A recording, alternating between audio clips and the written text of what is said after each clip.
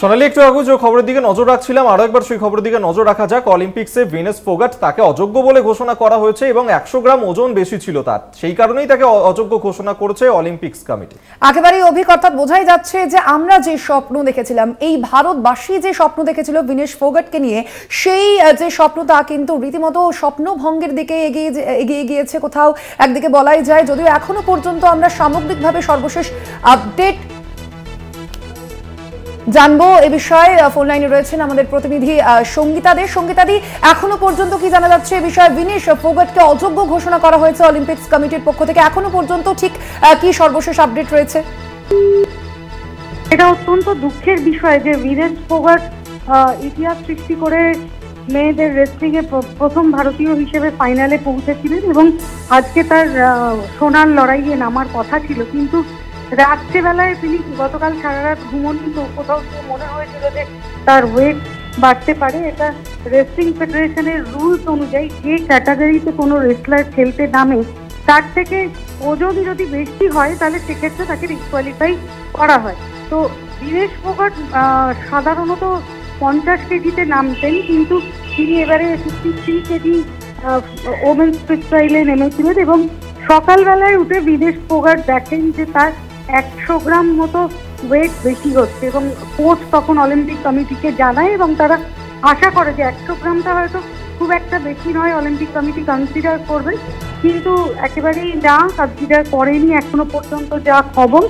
তো সেক্ষেত্রে Venus ফোগাটকে disqualify করা হয়েছে, ফলে আজকে তার সোনার লড়াইয়ে নামার সম্ভাবনা একেবারেই নেই। তবে ভারতীয় দলের পক্ষ থেকে এখনো একটা চেষ্টা চালানো হচ্ছে ঠিকই, কিন্তু সেই চেষ্টার ফল যে ক্ষীণ এটা বলাই যায়। একদমই ধন্যবাদ তোমায় সঙ্গীতাদি। আমরা কথা বলছিলাম, ফোন লাইনে ছিলেন আমাদের প্রতিনিধি সঙ্গীতাদি। একদমই তাই, ভিনাস ফোগাট অলিম্পিক্সে তাকে অযোগ্য বলে ঘোষণা করা হয়েছে এবং তিনি এবারের অলিম্পিক্সে নেমেছিলেন 50 কেজি বিভাগে। মঙ্গলবারই ফাইনালে ওঠার পথে সোনাজয়ী ইউ সুসাকিকে প্রি কোয়ার্টার ফাইনালেও হারিয়েছিলেন ভিনাস এবং পরের ম্যাচে ইউক্রেনের ওকসানা লিভাচকে 7-5 পয়েন্টেও হারিয়ে সেমিফাইনালে উঠেছিলেন এবং আজকে তিনি ফাইনালে উঠেছিলেন, কিন্তু 100 গ্রাম ওজন বেশি ছিল তার, যার কারণেই অযোগ্য ঘোষণা।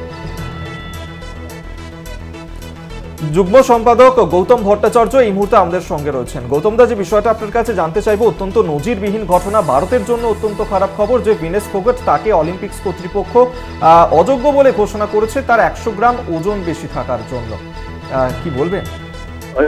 ভারতের অলিম্পিক ইতিহাসে এটা প্রায় নজিরবিহীন, এরকম দু একবার এশিয়ান গেমসে অনেক সময় হয়েছে, কিন্তু আমি এক্ষুনি মনে করতে পারছি না যে ভারতের অলিম্পিক ইতিহাসে এরকম কোনো নামী কোনো রেসলারকে নিয়ে এরকম কোনো ঘটনা বা কোনো ভারোত্তোলককে নিয়ে এরকম কোনো ঘটনা ঘটেছে বলে। অনেক আগে একজন ভারোত্তোলককে নিয়ে মিউনিক অলিম্পিকে ঘটেছিল, তারপর মনে করতে পারছি না। এবং এটা অ্যাবসলিউটলি আমি বলবো 140 কোটি মানুষের স্বপ্নভঙ্গ। সবাই আশা করেছিল যে তিনি যেভাবে লড়াই করেছিলেন একটা সময় কুস্তিগিরদের আন্দোলনে, সেই লড়াইটাই তুলে এনেছিলেন প্যারিসের বুকে, সেখান থেকে এটা কমপ্লিট অ্যান্টি ক্লাইম্যাক্স। কিন্তু আমার কোথাও ধারণা যে ভারতীয় শেফ মিশন যিনি এবং ভারতীয় অলিম্পিক কমিটি এটা নিয়ে ইমিডিয়েটলি কমপ্লেন করবে এবং পূর্ণ তদন্তের দাবি তুলবে অলিম্পিক কমিটির কাছে। ধন্যবাদ আপনাকে। যুগ্ম সম্পাদক গৌতম ভট্টাচার্য আমাদের সঙ্গে টেলিফোনে ছিলেন। অলিম্পিক্সে ভিনাস ফোগাট তাকে অযোগ্য ঘোষণা করা হয়েছে, তার 100 গ্রাম ওজন বেশি থাকার কারণেই মূলত তাকে অযোগ্য ঘোষণা করলো আন্তর্জাতিক অলিম্পিক্স কমিটি। যে সোনার লড়াইয়ে ছিলেন ভিনাস ফোগাট এবং সেখানে কিন্তু আজকের যে ফাইনাল, সেই ফাইনালে একটা পদক অবশ্যই ভারতের জন্য নিশ্চিতই ছিল, কিন্তু সেই স্বপ্নই কিন্তু ভঙ্গ হলো অর্থাৎ অলিম্পিক্সে ভিনাস ফোগাটকে অযোগ্য বলে ঘোষণা করা হলো অলিম্পিক্স কমিটির পক্ষ থেকে। 100 গ্রাম ওজন বেশি থাকায় এই অযোগ্য বলে ঘোষণা।